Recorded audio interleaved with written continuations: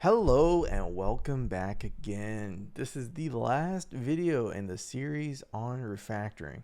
I'll probably do a video recapping all the stuff that we've done, but this is the last video that will delve deep into one of the topics on refactoring, and I think this is probably most people's favorite part of refactoring, and that's just removing all the code from an old library. Um, I think it's really difficult to kind of demo something like this because, for one, I'm not going to code up a whole new project just for us to kind of delete an endpoint from it. And I think that that's not helpful to you because then we have to kind of go through. I'd rather kind of show you what that looks like kind of in a video of me doing normal coding and all that kind of stuff. So I more want to talk about it from the motivation standpoint and kind of how you would get to the point of removing code in the first place, because we've actually gone over the ways to arrive to the final point, which is removing the code. Like, this is really just like the final cleanup step. So maybe I should really call this kind of cleaning up your code, which is just to say you should assume that this code isn't even being called anymore, whereas the action of changing calls to a new API would be covered in the changing behavior tutorial. So, if you need a refresher on that, go watch that video again and just kind of see, hey, to switch over my API, I'm changing the behavior of it, so I might do something like that. So anyway, removing code, how might we get to something to that point? Well, like I mentioned before, you might have, let's take for an example that you don't need to parse from a text file anymore. So your early startup days, and you built this solution so that you could kind of get a demo out really quickly, and you could show off people the proof of concept or POC and get that out the door. And now you've shown it to people, you've iterated on it, and it's like, you're 20 releases in at this point. And this code, while it was really nice from a legacy standpoint, you kind of see it just kind of being a hole in your code base, and it causes bugs that you have to maintain, and it's not really something that you ever expect to use in the future. So the code, you have a copy of the code in your code base, so if you ever wanted to go back and use it, you can always go call it. But as far as you're concerned, nothing's calling into this function, and like I say, we've already changed the behavior of everything else, so nothing's going to call into this and cause our compiler to break or anything like that, or our compiler errors. So we're kind of faced with, hey, this is just kind of ghost code at this point. Nothing's referencing it. There's no real need for it. We figured out maybe even better ways of dealing with it. So maybe this new line delimiter isn't very good for certain types of data, right? So I've used, for example, court documents in a previous video, and well, a court document has lots of new lines inside of it. So that's not even a really reliable way of storing the text file. And so you might have built this file just as your database. You built this whole names parser code. You built it like as a makeshift database for local storage, right? Because you were being really nice and separating out your code. And so this was only one piece of doing your local storage, and now you're using something different. Now you're using an XML parser, or you're using kind of maybe an in-memory dictionary that then you export into a completely different format somehow, or maybe you pickle that dictionary just into some file, right, some data file. So you figured out some kind of different alternative, and you're never going to go back to this text file, like I say, because you figured out that the new line delimiter wasn't good enough for you. That was causing breaks and some of the data types that you might be getting in, and you can't always ensure that you don't ever get any new lines in your new data. So like I say, you have a more robust solution in place, and this code it no longer serves a purpose. So that would be a reason why you would arrive at removing this code or doing some code cleanup. And like I say, the ways that you would get there are honestly by following all these steps. So there's a reason that this is the last video in the series, is because you've already changed the behavior. Maybe you've already done an increased readability effort. And maybe that's increased readability is why we even started this effort in the first place, because we don't want this code just hanging around, making people think that it's something that we call.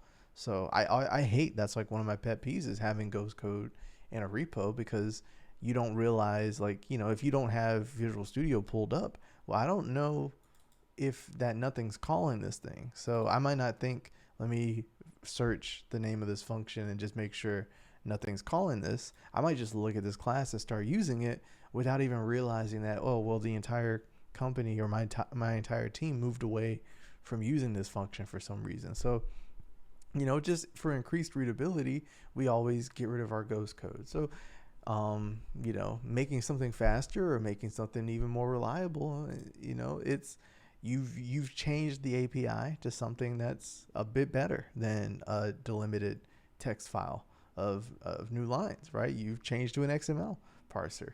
So, or yeah, you've probably not moving something somewhere else. That's usually just like a plain Jane refactor, but yeah, So there's all of these are ways that you might somehow end up removing just a large chunk of code here. And when I say removing code, I'm not just talking about, oh, I deleted this line because I made a new function that does the same stuff. I'm just saying, deleting this entire class, right? So it's like it's a major step. And what's scary for a lot of people when they want to do something like this is they don't know if other code's going to break when they do it. And that is why we have our unit test in place. So, that's the reason why I'd like to show something like this in a bigger project in the future.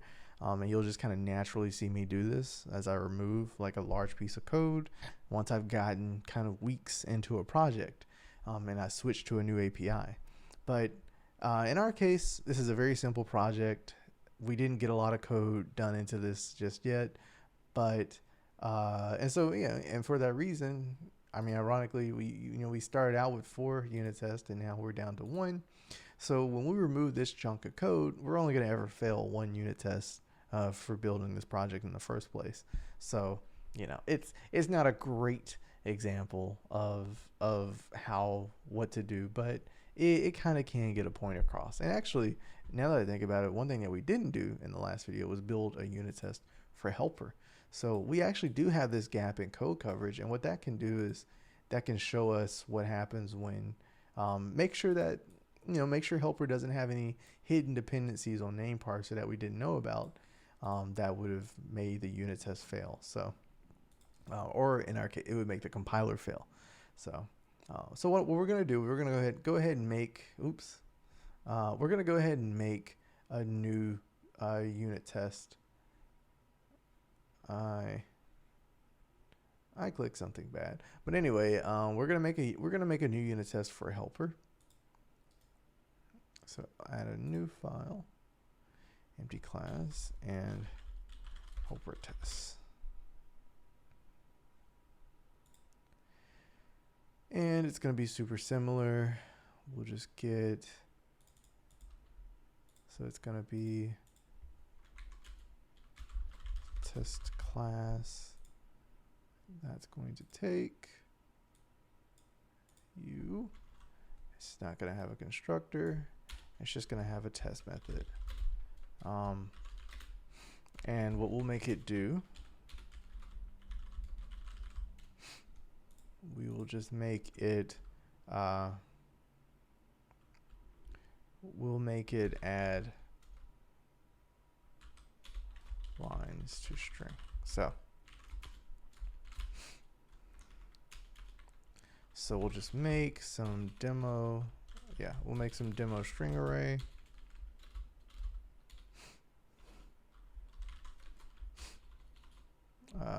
So input, and we'll make it be A, B, C, and then we will we'll need to call out to that method. So we'll say helper, and we're going to need a reference to it.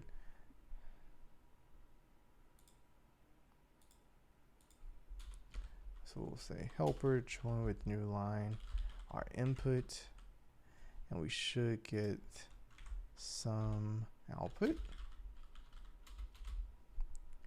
and we just want to make sure that that output,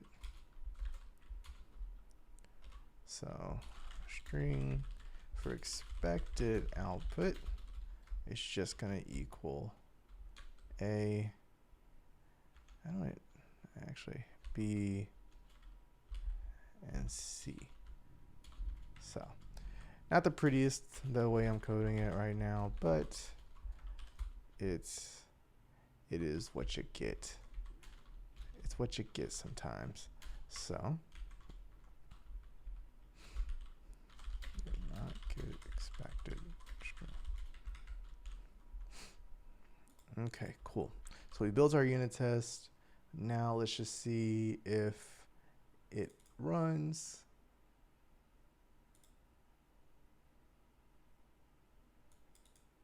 I get the impression I did a boo-boo somewhere. Refactoring test, removing code. Interesting. I don't know why I broke that out. I may have clicked something that I did not intend. That is unfortunate. But anyway, so we have our unit test. It's running. So like I say, the goal here is that we don't want to break this unit test, the helper test, and while we're removing the code over here. And so you might ask, well, what would have been the thing that would have broken it? Well, let's just say that we came over here to helper and it just had some, it's a public class, and let's just say that it had some static, and it doesn't have to be static. So someone can make an instance of helper, and it just had a names parser. Just for some reason, just some reason, it just had a parser. Maybe that was a bug, who knows, but it just has this thing hanging out here. Well, what's going to happen is that we're going to go and delete this whole chunk of code here, right?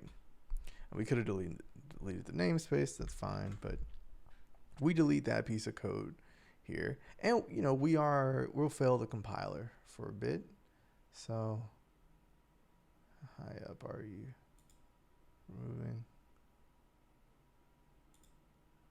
So when I fail the compiler,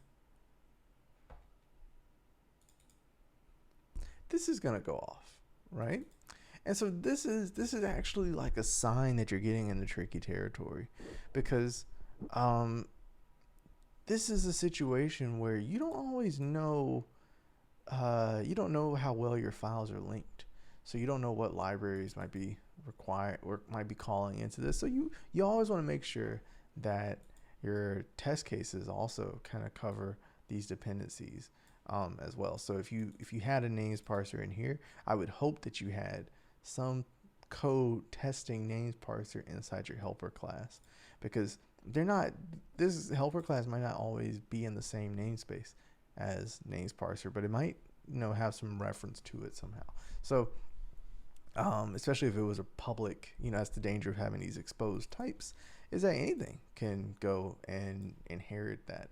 So you have this code here failing your compiler, and so your compiler gives you a great hint that, hey, there were other dependencies relevant to this. And so in this case, this was kind of sloppily coded, but in a well-coded program, you would have had a names parser here, maybe some function that was calling it, and because you had a function calling it, you would have had some helper, some method over here in your helper test that was also creating a parser. And so it creates this kind of bubble down effect, right? You've deleted it in your main class, and you don't expect you expect the work to be done, but in fact, this refactor requires you to delete it in a lot of other places that you maybe never expected to have names parser. And in all those places, you might be expected to give an alternative parser to it. So like I say, this is a very stupid example because it's not using the variable, but you might have to give this thing an XML parser instead, or some other data type for storing it. Or maybe you forgot to make this code a little bit more generic to where it could take in any kind of parser type. So you can see how all of a sudden I'm back to changing the behavior and increasing the readability and making something faster, all inside of this completely remote class that had nothing to do with me. Like I said, I know I'm not showing this as an example. It's better if this were kind of shown in a project setting, but you'll definitely encounter this where you're just trying to remove this thing and you didn't expect it to be referenced somewhere completely different. And like I say, this is more painful when this is like right now, these all exist inside the same project, but when you have different projects that rely on this library, like let's say that we've built a library here. Well, then once I've removed it, I don't know what other things out there in the world have made a direct reference to this object type. So you might break a lot of people's code when you finally remove those references. So while your code is completely fine and has no dependencies on this object, there might be people out in the world who have a strong dependency on this data type. They didn't use the interface like they maybe should have. They had a strong dependency on this. And so you want to be very careful, especially if you're building something like an SDK, when you're doing a full removal like this. And you want to do it in a way that maybe kind of, gives people a warm-up period to it or gives them a ramp down time from this. So if I brought this code back, I might have instead kind of recoded this all to kind of be proxy code to another data type, and I'll put out a release. So I'll just say like this proxies to an XML writer.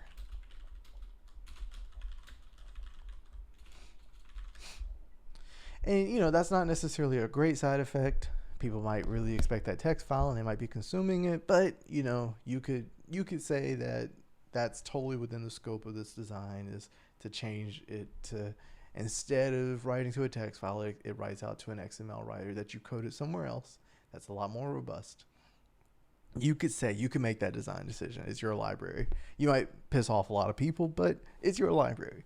And so you might do this for one release just to make sure you don't break a lot of people's code, but then you might trigger something in their code, like, maybe throw a warning somewhere in the logger that says, hey, stop using this library. This is going to deprecate in the next release or the next two releases. And then we reach this step where it's like, okay, now we want to break this endpoint. So, for people that come from a web dev background, you can think a lot of this like, when Google, I remember they deprecated I think their weather endpoint, and it actually broke a lot of people's apps. And so what Google kind of did at first was they, I can't exactly remember the strategy, but they might have throttled people's requests, right? So before you might have been able to call in 1,000 times in an hour. Well, then now they started to go down to 10. And it's like a warning to you, hey, we're going to do a slow break on your apps because we just want you all to move away from this API. It's disappearing in the next 6 months. And then after that, they might pop it down to 1 request an hour. And then after that, they completely delete that endpoint.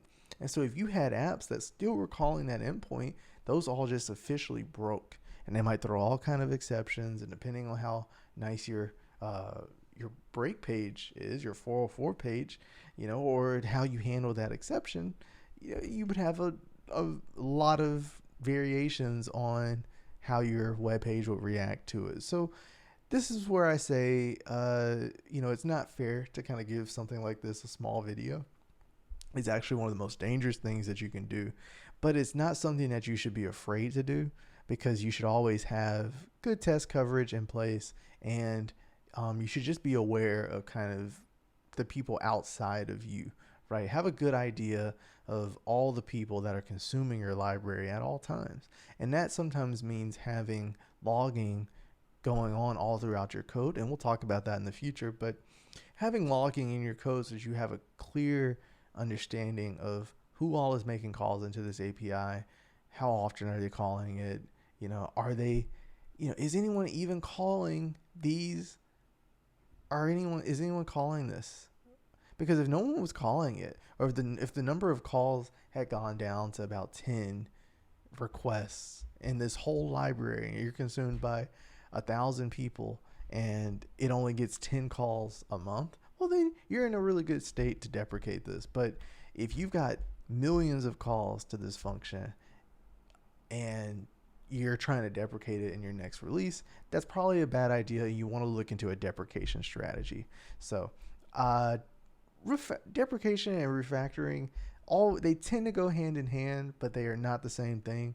I want to do a completely different series on what it would look like to deprecate something. But like I said, this is just the final piece, right? You've already deprecated stuff, you've gone through your strategy, and now you're just deleting the code and solving all the errors that might pop up inside your code. And I just wanted to show what that looks like. So like I said, we've already, we've done the proxies, we've communicated to our partners, we're ready to fully get rid of this code.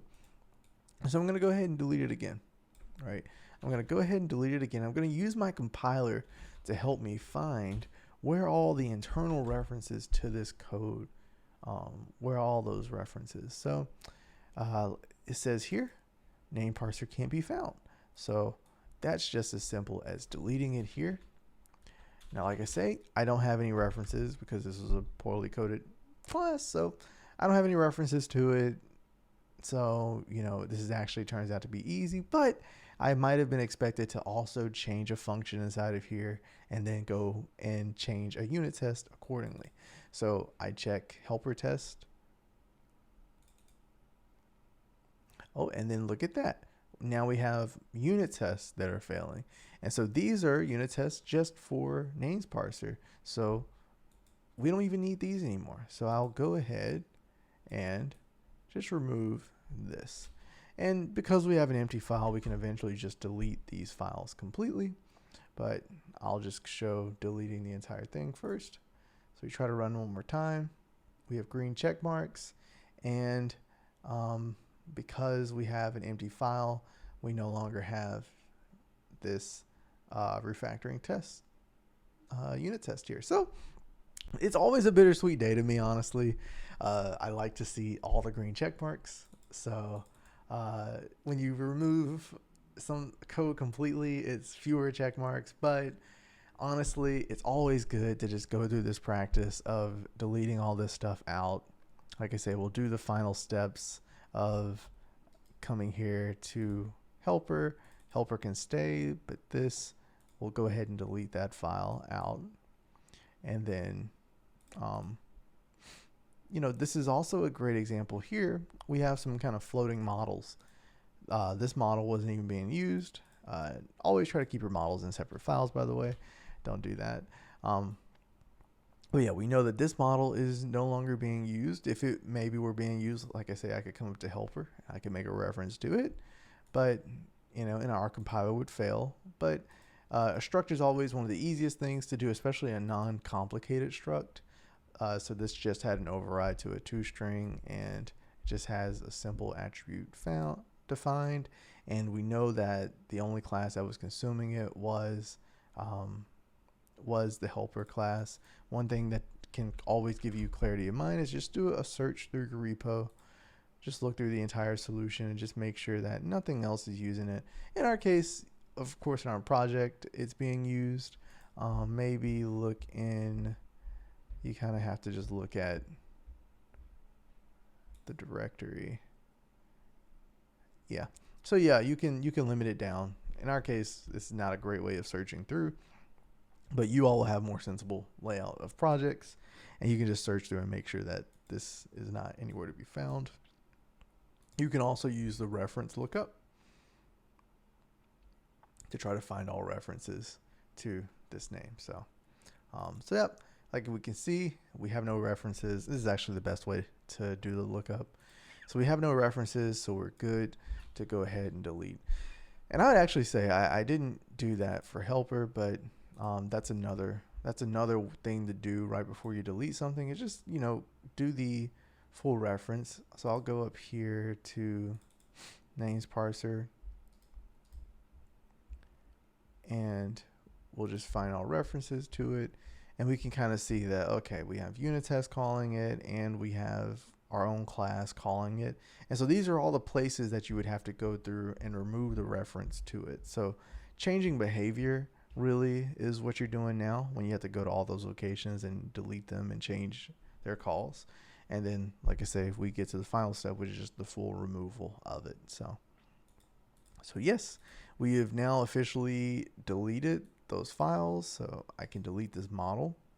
Because like I say, there's no reason to have this floating model. You might say, well, it's not doing any harm being there, but it actually is doing harm, because now someone's going to come along and try to use that model for something completely different, or they have no context for what that model is. That model didn't have a comment, for instance, and they have no examples of how it was being used in the future. So you just want to be very careful. You want to be very careful leaving this ghost code just out and not being used like it should be. So our code ends up looking like this at the end of the day.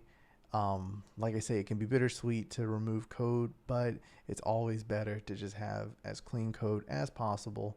And like I say, someone can come into this project, instantly know what's going on, and move from there. So, as a challenge, you can, of course, try to remove this code. It's going to be super simple, but just kind of drill through the process, like make sure that there's no references to it. Because yes, this would be, now that the reference is gone for join with new line, but if we come here, we can see that it still had references. So this is justified in staying, but this, when we look at its references, we can see that it no longer has any references. So, this is, or, the only references is unit test. So this is a great example of some code to think about deleting, right? Because there's nothing else calling into it beside a unit test. And so, even though it's a helper function, it's totally fine to completely get rid of it. So that is all that there is on removing code. Like I say, I definitely plan on, this is a concept that really needs to be kind of talked about kind of in the context of a full project.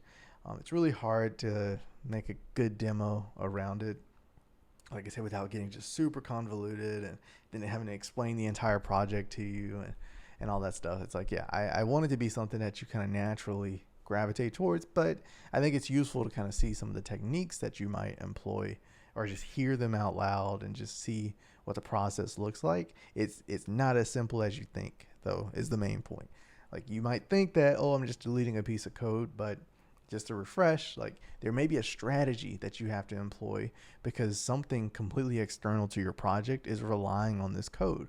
And so you just make sure that there's no external callers. So it's really great if you're just an internal API and you're the only person consuming it, your team's the only person consuming it.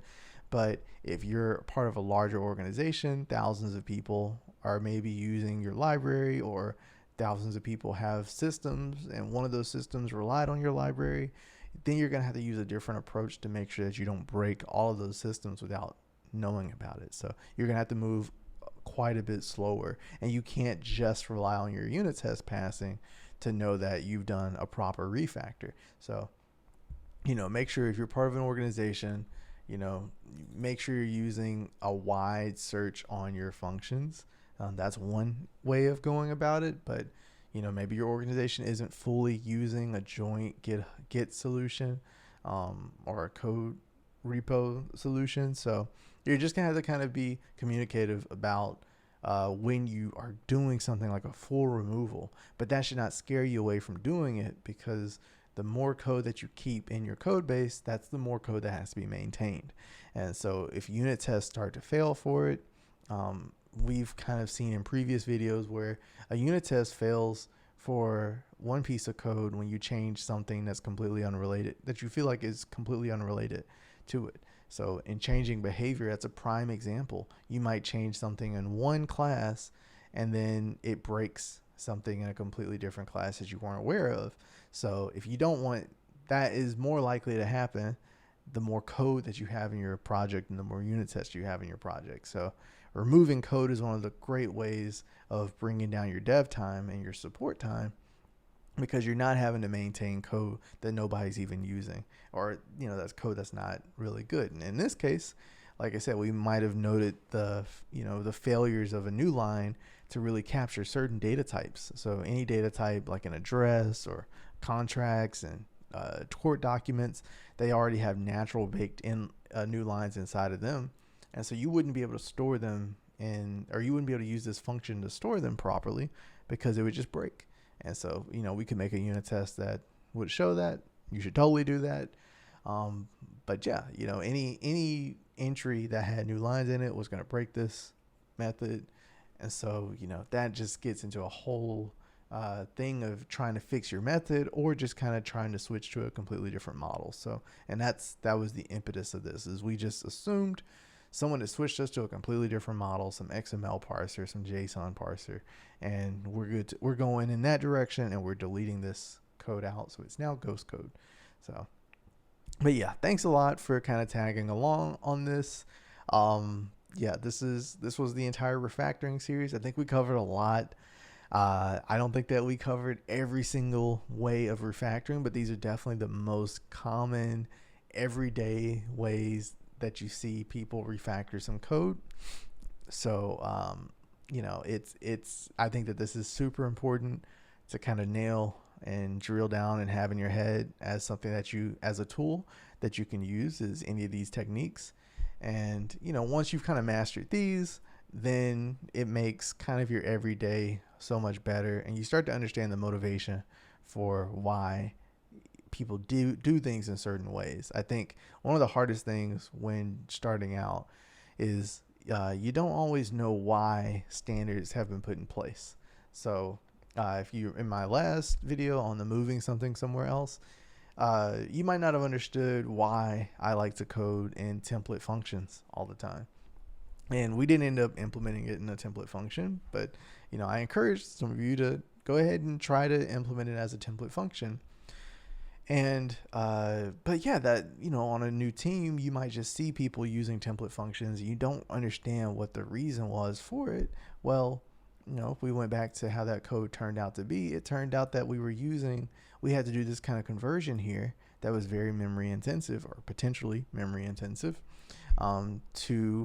to even use this function here. So while this function on its head looks really good, looks really extensible, there should be no complaints with it, it turns out that it's actually really expensive to use. I mean, in fact, you're also making a copy of your data inside of here. So there's a lot of repeated work when you convert it to a string array here, when you're converting it into a string array, and then inside of here when you're dumping it all into a string. So, I mean, plenty of ways that we can optimize that code and make it run better. But it's, we can just kind of see, we can just kind of see the ways that you might, my brain kind of farted there. I don't know. But yeah, anyway, I think but yeah, I do hope that these techniques are really useful for you. And yeah, if you have any ideas of others, feel free to comment them. And yeah, I can definitely try to talk about those. I think for the next series after this, we'll be talking about maybe some ways of reliability and speeding up some stuff. I don't know. But yeah, I definitely have a lot more series to write on just kind of tips and tricks of the trade. And so I hope that you will tag along and see those. So thank you a lot for making it through the entire refactoring series. I think that's very impressive that you've come this far. So thank you, and I'll catch you next time.